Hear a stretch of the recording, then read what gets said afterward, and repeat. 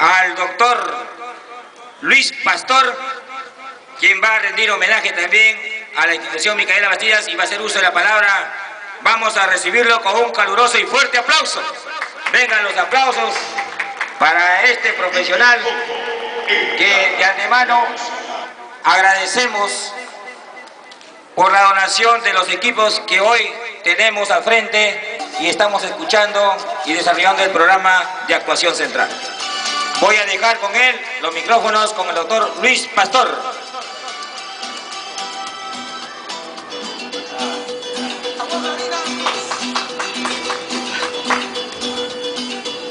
Muy buenos días, estimado director, doctor Milton Pastor Neira, queridos profesores, estimados padres de familia y alumnos todos de la institución educativa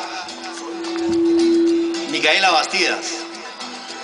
Yo realmente me siento muy reconocido por esta invitación. Soy un profesor también, como muchos de los colegas que están acá presentes. Soy profesor del curso de Derecho Municipal en la Universidad de San Marcos. Y realmente soy un admirador de las personas destacadas y de las personas que han dado su vida por causas justas, como es el caso de Micaela Bastidas.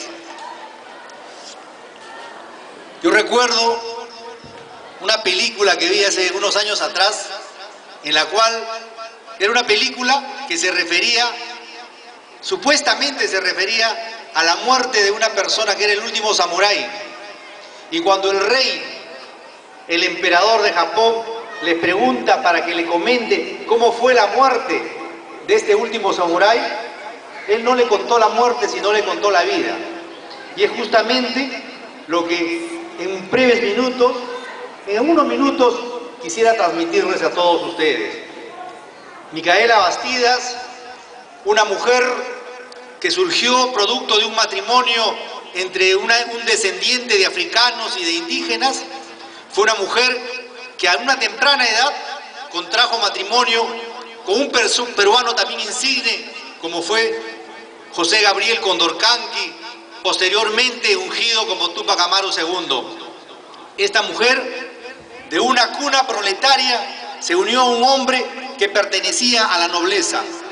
Durante cerca de 20 años, este matrimonio no solamente fructificó 3 hijos, sino que también, de acuerdo a las características de la época, estamos hablando prácticamente finales de las épocas coloniales, no solamente en América, sino también en el mundo, surge este personaje que todos conocemos como Túpac Amaru, que inicialmente, a pesar de su condición de noble inca, él asumió la defensa de los indios, de los peruanos, los cuales hasta esa época, estamos hablando del año 1760 y tantos, se negaban a vivir en una condición de esclavos, razón por la cual la colonia tuvo que traer esclavos negros.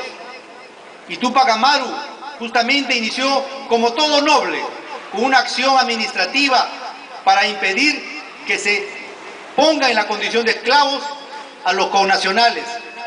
Pero ante la negativa de esta Real Audiencia, que era la representación española en el Perú, él insurgió y tomó la decisión política social de no pagar tributos y levantarse frente a la corona española. Inicialmente fue por un tema de la reivindicación del indio. Esto se transformó en la lucha por la independencia. Esta fue una de las principales experiencias libertarias, no solo en América, sino también en el mundo, porque por esos años, en los años 1760 hasta cerca del año 1780, se produce coincidentemente la Revolución Francesa y la Revolución de la Independencia de los Estados Unidos.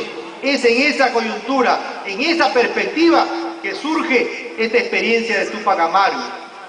Pero todos diremos, y entonces, ¿dónde está nuestra gran Micaela Bastidas? ¿Solo fue su acompañante? Tenemos que decirles que no fue principalmente su acompañante, sino Micaela Bastidas tuvo su perfil propio, tuvo un rol específico como jefa interina de esta rebelión. Ella en la práctica no solamente asumió su rol de madre, no solo asumió su rol de mujer, sino principalmente ese rol liberador. ¿Y por qué razón? Porque ella, a diferencia de Túpac Amaru, que era un noble inca, ella provenía de una cuna muy humilde. Ella había crecido también en medio de ese sojuzgamiento que sucedía como consecuencia de la colonia. Y es a raíz de ese acto de concientización práctica y real que ella asume una responsabilidad muy importante que el día de hoy, cerca de 240 años después, cobra una gran vigencia. Estimadas madres de familia, niñas, señoritas que están acá presentes, en esas épocas, imagínense, si el día de hoy todavía se lucha contra, por ejemplo, esta discriminación en cuanto al sexo, ustedes podrán imaginarse 240 años atrás, en la cual no solamente era el problema del machismo, ni siquiera era principalmente ese problema, sino el del sojuzgamiento de las personas y de los estados que invaden otras sociedades. Ustedes saben quiénes son principalmente esas víctimas. Y fue justamente en esas circunstancias en la cual ella, por ejemplo, cumplió un rol muy importante como estrategas. Yo quisiera leerles una pequeña misiva que le envió Micaela Bastidas a Túpac Amaru para que tengamos presente cuál fue ese importante rol. Ella le decía, como toda pareja a su pareja, le decía con un apelativo y con un de cariño, ¿no? Ella le decía Chepe a Túpac Amaru II. Y le dijo lo siguiente, esto es una especie de consejo, pero en el fondo fue un emplazamiento a Túpac Amaru. Chepe mío, estás perdiendo el tiempo. Antes de continuar, veníamos de una de las más importantes victorias del ejército peruano, de los incas, de los indios frente a los españoles. Veníamos de la victoria de Sangarará, y de tal manera que esta revolución indígena liderada por Túpac Amaru estaba transmitiéndose y estaba recorriendo prácticamente todo el Tahuantinsuyo. Es en esas circunstancias en las cuales, a punto de tomar Cusco, que Micaela Bastidas le envía esta misiva. Chepe mío, estás perdiendo el tiempo. ¿Hasta cuándo me vas a llenar de pesadumbres? ¿Por qué no marchas hacia el Cusco inmediatamente y tomas el Cusco? Le vas a dar tiempo a los españoles para que se prevengan, como lo están haciendo poniendo cañones en el Cerro Pichío y otras tramboyas tan peligrosas que ya no somos sujetos de darles avances. Estas palabras de Micaela Bastidas fueron premonitorias, porque lamentablemente se produjo la demora para que el ejército peruano, y lo digo peruano más que un ejército indio como muchos señalan, se demorara y justamente se produjera esa emboscada en la cual apresan a Túpac Amaru, a su esposa y a sus hijos.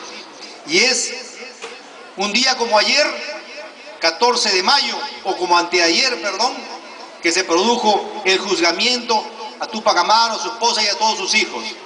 Y un día como dentro de un par de días, el 18 de mayo, fue la fecha en la cual se produjo la muerte.